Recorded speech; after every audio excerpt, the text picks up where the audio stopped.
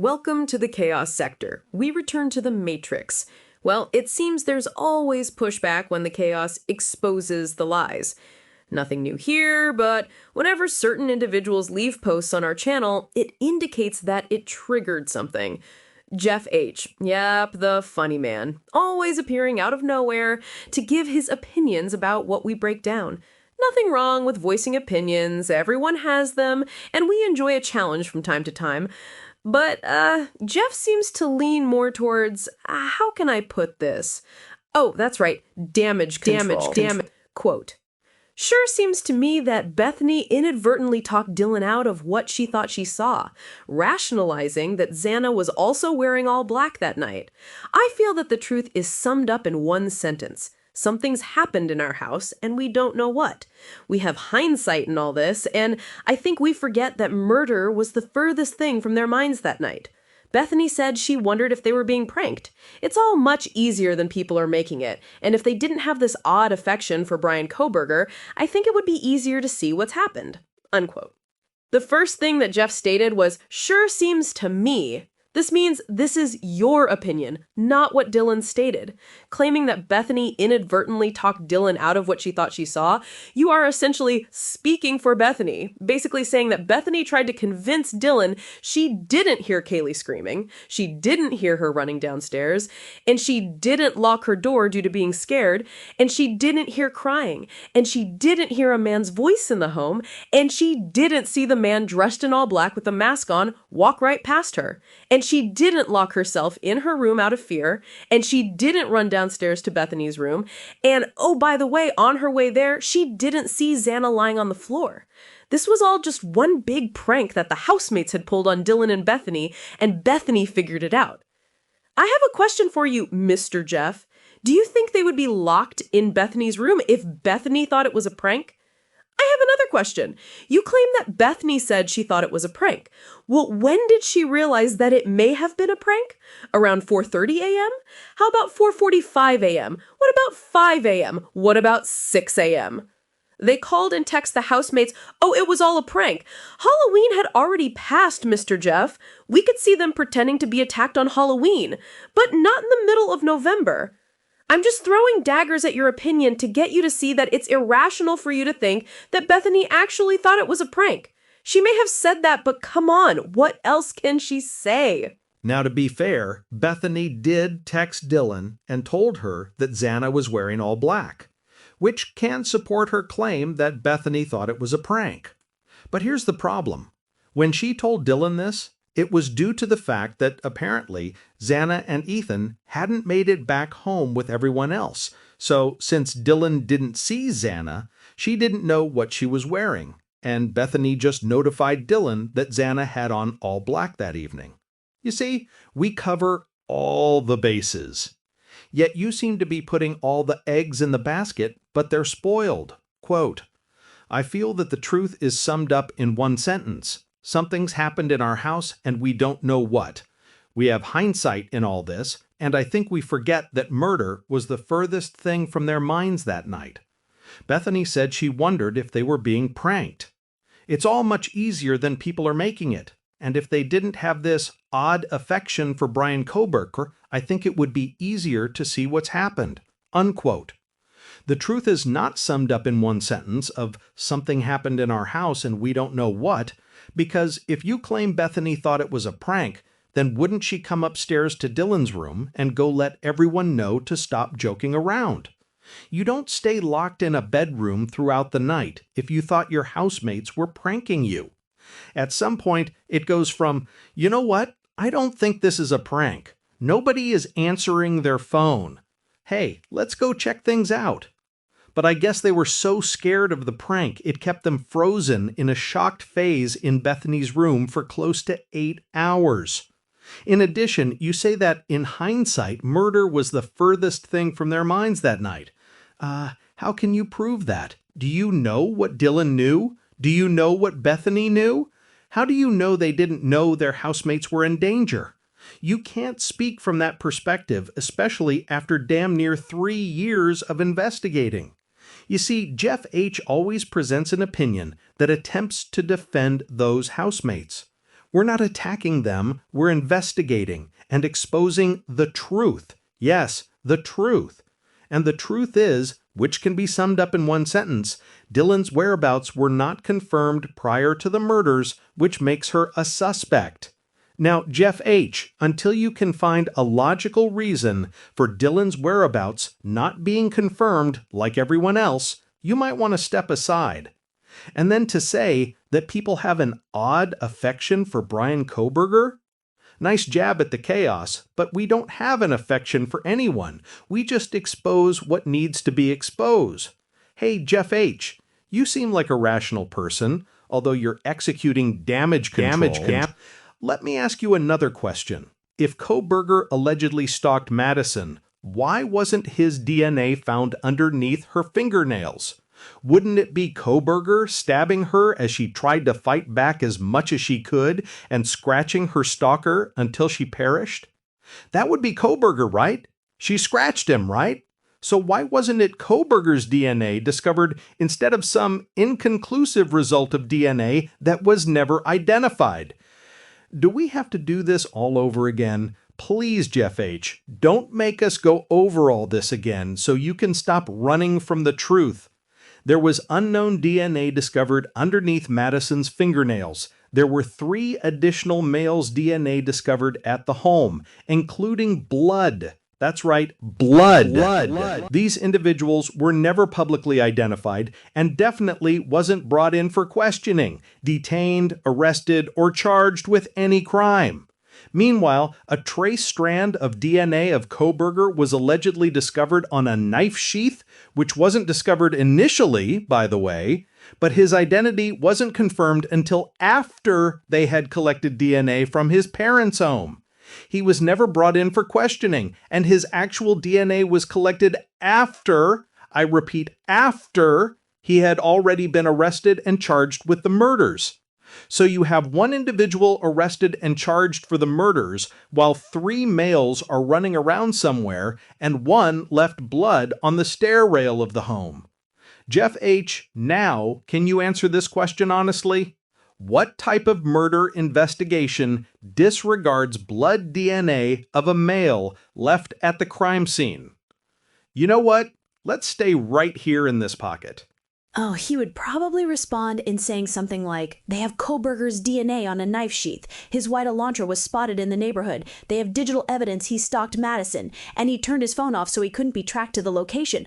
But that didn't answer the question, Mr. Jeff H. What type of murder investigation where the crime scene was described as a bloody massacre would disregard blood, yes, blood of another male left at that crime scene described as a bloody massacre? This is the description of law enforcement, by the way. You see, the problem is people do not want to believe that those murders were committed by multiple killers. And the reason they try to deny it is because it obviously proves that the murders were rooted in some sort of consequence. Showalter warned Madison on their way to the grub truck. Kaylee and Madison were calling Jack from 2:30 to 3 a.m. and then no more. It's easy to pin it on a guy who wasn't the cool guy. It's easy to point the finger at one person instead of a group, which leads to a bigger group of people who called the shots. And sadly enough, those housemates were linked to these groups. The mainstream media doesn't want to report that, and certainly family and friends don't want that to be revealed. But let's bring this back around. Dylan allegedly arrived back home around 1 a.m. Her whereabouts were described as, quote, being out on the town, unquote. Bethany was at the frat party, along with Ethan and Xana. Kaylee and Madison were at the bar, then the grub truck. Now, out of all these housemates, there's one person who wasn't accounted for, and that's Dylan. Without knowing where Dylan was, it creates suspicion because it's likely wherever she was, it's linked to the murders. Oh, how did we leapfrog to that conclusion? We just explained it. Dot, the grifting troll, described by many, confessed to all of their wrongdoings, but they explained that one of the neighbors was afraid to speak out publicly about what she saw, and there was a decision to have Dot pretend to be at a neighbor's home that night and provide witness accounts. In those accounts, Dot claimed that they saw Dylan, Bonnie, a black male, who would be Clyde, a pale-skinned male with colorful hair, and another male with a hoodie on, who they couldn't identify. Can we suggest that it was Dylan, Bonnie and Clyde, and both Jacks early that morning? A pale-skinned male with colorful hair? Seems like this could be Kaylee's ex. Now, what would he be doing there? Heck, what would Bonnie and Clyde be doing there? And heck, even more, the fact that they were there proves that Dylan was associated with Bonnie and Clyde. But this is all lies from Dot, right? They never stepped foot in Moscow. Well, they admitted to that already, but many missed the point. It was a witness account from someone who was there that night who was afraid to speak out. Jeff H., do you think that Dot made this up? A confession what included pretending to be a neighbor who was afraid to speak out? Even that was a lie? Which is more likely here? A neighbor who was afraid to speak out and had someone else speak for her? Or Dot just making all that up for clicks? As we pointed out regarding Dot, we don't care about them personally, nor their true crime grifting for clicks. It is the information that is more than likely true from the actual neighbor. In some way, it's the boy who cried wolf element, which worked in Dot's favor, to be honest. Revealing the truth, but nobody will believe you, yet the truth is still revealed. You see? You have unidentified DNA underneath Madison's fingernails. The black coat she was wearing was discovered on Taylor Avenue, which detectives are seen taking an object out of it, then dumping the coat back onto the ground. Coincidentally, that's the same spot that the unmarked cruiser was parked during the citations. Then to head to Alpha Lambda on Nez Perce Drive. I don't think Jeff H. cared to look into any of this, but the fact that detectives were on the next street over snooping around a fire hydrant on Taylor Avenue means they were led to that spot. In other words, there's evidence there, guys. A black coat one of the victims was wearing that night is near a fire hydrant. Go check it out. Then to head over to Alpha Lambda indicates that there is someone in that fraternity that gave them a tip. Yep. Keep in mind, Jeff H., that all of this investigating is a part of our conclusion that Kohberger was framed for the murders, Dylan was involved, and Bethany was simply stuck in the middle trying to figure out what to do. It's not hard to understand. But the mainstream media's narrative establishing a motive of stalking, a creepy loner depicted as an incel, tormented sexually, obsessed with young college women, drove him to commit those murders. Yeah, it's easy to come to that conclusion. But when you actually dig into the facts of the case, there was no motive established. No DNA discovered at the home, outside of the trace DNA on a knife sheath, which wasn't discovered initially. Different reports of where it was located indicated foul play. In one report, it was reported to be next to Madison's body. In another report, it was slightly underneath her body. Yeah, sure, you can say it's semantics. But since the knife sheath was not discovered initially, well, it's logical that it was planted there. Speaking of different reports, what about where Ethan was discovered? In one report, he was discovered near the bathroom in the hallway outside of Xana's bedroom. In another report, he was discovered in Xana's bed. What about Xana and Ethan's arrival back home? In one report, they arrived back around 1:45 a.m. In another report, Moscow PD didn't know where they were from 9 p.m. to 1:45 a.m. In another report, Xana's father stated he spoke to her around 12 a.m. as they were back home eating pizza. And in the exhibit, Xana and Ethan hadn't made it back home yet, and this would be later into the 2 a.m. hour. The reason you have all of these conflicting reports is because the murders were covered up. Dylan claims that the group met up in Kaylee's room. We said Madison's in the last episode. Correction. This was around 2 a.m. Xana and Ethan hadn't made it home yet. But how would anyone know this? They would have checked, right? Dylan claims she didn't know Ethan was there that night. And the reason she eliminates Ethan from the picture is the same reason they wanted to place him in Xana's bed upon discovery, as opposed to in the hallway. A strong defender. Xana is alarmed, runs to Ethan. He attempts to defend the home. And if Xana put up a fight, Kaylee apparently put up a fight, heck, even Madison scratched the killer, surely Ethan would have been way more trouble for the alleged Kohberger. So to prevent a physical setting of Kohberger being fiercely challenged by Ethan, let's just say he was killed in his sleep. He didn't wake up from Kaylee screaming. Oh, okay.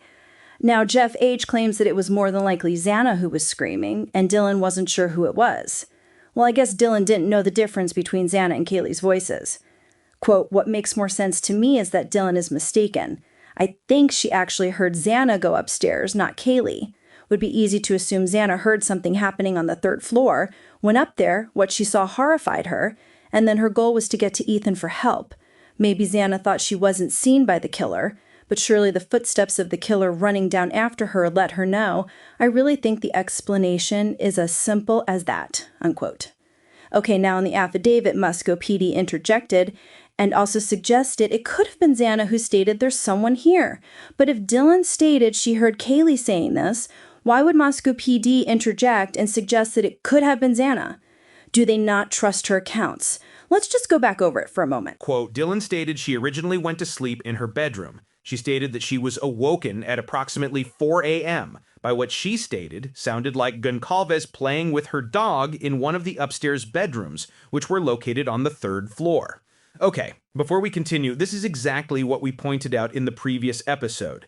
This is the official copy of her affidavit, and what does it say? It says Dylan was awoken by what she thought was Kaylee upstairs playing with her dog. It doesn't say she was awoken by hearing Kaylee screaming from upstairs and running downstairs. But in the body cam footage, which is prior to the affidavit, Dylan claims she heard Kaylee screaming and running downstairs. Taking this out of her affidavit creates a setting in the home where Dylan was not aware of danger. That is not only intentional, but it's also unlawful investigating because it's concealing evidence of a crime unfolding in real time from the witnesses' accounts. Now, why would they do this? Again, because Dylan is linked to the murders. So her official affidavit will omit the evidence of danger, violence, and ultimately knowledge of a bloody massacre in the home. Hopefully Jeff H. is able to accept this truth. Let's continue. A short time later, Dylan said she heard who she thought was Goncalves say something to the effect of, "There's someone here." A review of records obtained from a forensic download of Kernoddle's phone showed that this could also have been Kernoddle, as her cell phone indicated that she was likely awake using TikTok app at approximately 4:12 a.m. Unquote. Now, this is Moscow PD interjecting and suggesting it was Xana who made the statement, which would be from upstairs. In our opinion, Xana never went upstairs, but nevertheless, the reason Moscow PD is trying to make it appear it was Xana is because they needed to change the setting in the home. Pay attention, Jeff H., so you can see how corruption operates. If the setting is Kaylee screaming and running downstairs, for one, this means Dylan is aware of this. That's the first point. And since Kaylee is running downstairs, let's take a shortcut. If Moscow PD and even Jeff H. claims it was Xana, then that housemate made it to the 2nd floor, right? After all, Xana did make it back to her bedroom in this setting. Now all we do is apply Dylan's claim of it being Kaylee, and we come right fucking back to the question we asked. Where did Kaylee end up after running downstairs? If it's Xana who had gone upstairs and was saying there's someone here, then this same person had run back downstairs, right? It was Kaylee, my friends, and there's damage control being executed with changing who it was. Kaylee would be somewhere on the 2nd floor, but how did she end up back upstairs? And Jeff H. stated, quote, maybe Xana thought she wasn't seen by the killer, but surely the footsteps of the killer let her know, unquote. So in this scenario, Dylan wouldn't know if it was Kaylee or Xana. She calls out to Kaylee, but it would be Xana screaming and running downstairs. But you see, this creates a scenario where Madison and Kaylee were essentially murdered silently. We know that's not true because Madison had DNA discovered underneath her fingernails, indicating some level of resistance. Kaylee's family even claimed that she put up a fight and Shirley Murphy was barking. Xana comes downstairs, screaming, saying there's someone in the room. Kohberger is chasing her downstairs. Dylan has locked her door at this point. Then Xana is heard crying, and Kohberger, after attacking her, tells Xana, hey, it's okay, I'm here to help you. Goes on to murder Ethan right in front of her, then comes back to her and murders her. Yep, this scenario is what Gray Hughes suggested in his bogus animated reenactment. I mean, do you see how far you have to go in attempts to rationalize a lone killer narrative? The reason they want it to be Xana instead of Kaylee is because you have Kaylee basically escaping, ending up on the 2nd floor, and if she's there, how does anyone explain her being discovered in Madison's bedroom upstairs? The only logical explanation is that Kaylee was physically carried back upstairs. Hold on. Let's make sure everyone understands. Hopefully, Mr. Jeff H. will accept this. Kaylee reaching the main floor causes major problems for the lone killer narrative, essentially refuting it. Because if it's Kaylee running downstairs, reaching the main floor, there's just no way that he had the time, patience, energy, or even strength to carry Kaylee back upstairs. She would be squirming around, screaming, "Help, help," while Kohberger is trying to attack before more housemates would be alarmed of his presence. And that's half of the problem. What about Kaylee being discovered deceased upstairs in Nassen's bedroom? Oh, okay, so now Kohberger is Incredible Hulk? He just tossed her on his shoulder and ran back upstairs? In addition, Xana would also be awake, who would more than likely be alarmed and witness this, which definitely would cause indecisiveness with Kohberger. We pointed that out in the early stages as well. Trying to attack multiple targets pretty much at the same time. A dog barking, housemates screaming. Completely unpredictable circumstances for the alleged lone killer. Even if it were Xana, the same scenario applies. She is screaming, running downstairs, right? Surely Ethan would have been awakened, but you see, this is why Jeff H. and even Gray Hughes suggest that Xana didn't get a chance to wake Ethan up. Yeah, so he was sound asleep as two housemates were stabbed to death upstairs, which we know they were screaming, the dog was barking. Then Dylan yells out to who she thought was Kaylee screaming downstairs, which was Xana, and Ethan simply wasn't awakened by any of this violence. Negative, Ethan wakes up, Xana is running back to her room, and now Kohberger is faced with two people. He's Incredible Hulk, though, so he takes Ethan and Xana out quite easily. Then he walks past Dylan. Keep in mind, her door is open. So the visibility she had, Kohberger would obviously see the door open. He would be alarmed by this, as another person is in the home still alive. He doesn't want to leave witnesses, right? Maybe she's the last housemate. Go ahead and take her out. Oh, but according to Gray Hughes, Kohberger was trying to get out of the home when Murphy kept barking. At approximately 4:17 a.m., a security camera next door picked up distorted audio of what sounded like voices or a whimper, followed by a loud thud. Murphy was also heard barking numerous times, starting at 4:17 a.m. Murphy could be heard barking starting at 4:17 a.m. What this indicates is that there wasn't any barking prior, right? Well, if this is when Dylan was awakened, which aligns with her affidavit, then this means Kohberger is still in the home and hadn't attacked or murdered Ethan yet, nor Xana, preparing to leave the home, again, slowly. In the video footage released from that neighbor's security camera, there is a female shouting around 4:17 a.m., and then we hear barking. This aligns with the affidavit, which says Dylan was awakened to what she thought was Kaylee upstairs playing with Murphy. Okay, pay close attention, Jeff H. The chaos may make mistakes, but we surely pinpoint the lies in this case. If this would be Kaylee, then she hasn't been murdered yet. Xana and Ethan hadn't been murdered yet. But in the surveillance footage, you have the alleged Kohberger leaving the neighborhood at guess what time? 4:20 a.m. Now, if you believe he murdered Kaylee, Xana, and Ethan all in a span of a minute, due to the time it would take for him to leave, make sure he takes off the Myers jumpsuit, get in his vehicle, and you know what, please, just stop. The fucking security footage shows a vehicle, which is depicted as Kohberger's vehicle, departing the neighborhood at 4:20 a.m. He would still be inside the home. Now, we provided an alternate scenario where we push the time back an hour prior, which would be 3:17 a.m., when the female is heard shouting and Murphy barking. And this aligns with the time frame that Kaylee and Madison were texting and calling Jack. He never answered, and at 3 a.m., it all stopped. Roughly 15 minutes later, we hear the female shouting in the footage, Murphy barking, and, well, that would be the time of death. In addition, the vehicle would be departing at 3:20 a.m., not 4:20 a.m. But before anyone says, well, even if you push the hour back, the time of death doesn't align with the killer's departure neither. We're not claiming the person in that vehicle is one of the killers. Go check the older episodes out. Matter of fact, it's titled Idaho Breaking, Times Have Changed. We break it down in that episode. And going all the way back, this same vehicle would more than likely be the same vehicle spotted speeding down White Avenue. Yep, it was spotted at 3:45 a.m. and was the first vehicle presented to the public as a potential suspect.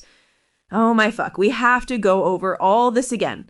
Originally, the estimated time of death was between 3 a.m. and 4 a.m. Between 3 a.m. and 4 a.m. The time was extended out to the 4 a.m. hour after the claim that Xana was awake or alive, awaiting DoorDash and on TikTok at 4:12 a.m. The DoorDash delivery was reported to be delivered at 3:59 a.m. and wait, we'll get into that later. Molly has some explaining to do. But yeah, it was Kaylee screaming because the trajectory of where the scream was coming from sounded like it was coming from the 3rd floor, not the 2nd floor. And if it was Kaylee screaming and running downstairs, there were multiple killers because she was physically taken back upstairs. Along with the 3 additional male DNA samples collected, let's see here. The blood that was discovered on the stair rail was bridged between the 1st and 2nd floor. Since we know this is one of the suspects, the blood trail is descending as the suspect traveled from the 2nd floor to the 1st. This is the male that Madison scratched. Ah yes, she got a chunk of his DNA underneath her fingernails. He ran out of the home, but before he left, perhaps paid a little visit to Bethany. You bet not say anything or we'll come back for you. Let me stop, getting too deep for Jeff H. And we all know the Koberger wouldn't have the time, patience, and heck, even the strength to carry Kaylee back upstairs. So obviously, with her being downstairs, there were additional suspects in the home. Yep, like the 3 additional males who were there. We can even suggest, just to expand a bit, we can even suggest that Dylan blocked Kaylee from running down to the 2nd floor and the killer upstairs, then carried her back upstairs where she was murdered. You see? Our analysis is always centered around logical scenarios because we focus on what information has been presented. Well, you know, the report has Xana awake around 4 a.m. She had just received her DoorDash delivery, perhaps was in the kitchen, just missed Koberger entering the home. She went into the bedroom for a moment. He slips in, heads upstairs, she comes back into the kitchen. Xana didn't lock the doors, apparently, although it's very late. Everyone is sleeping, according to reports, at 4 a.m. but her. After the delivery is dropped off, she then locks the sliding doors. Everyone is in for the night, right? Well, there wasn't forced entry, meaning the doors were unlocked. Do you honestly think that a home full of college girls would leave their home unlocked late at night like that? Dylan unlocked the doors when everyone had settled in. They were in their bedrooms, sure, they may have been up for a while, but soon after, Dylan tiptoed into the kitchen and unlocked those doors to let the killers into the home. Jeff H. became the center of attention in this episode, but it only magnified everything, so thanks. Speaking of the DoorDash, they just released the video footage of the alleged Koberger driving around. We noticed something. Well, we didn't notice something. That's next. This is the Chaos Sector.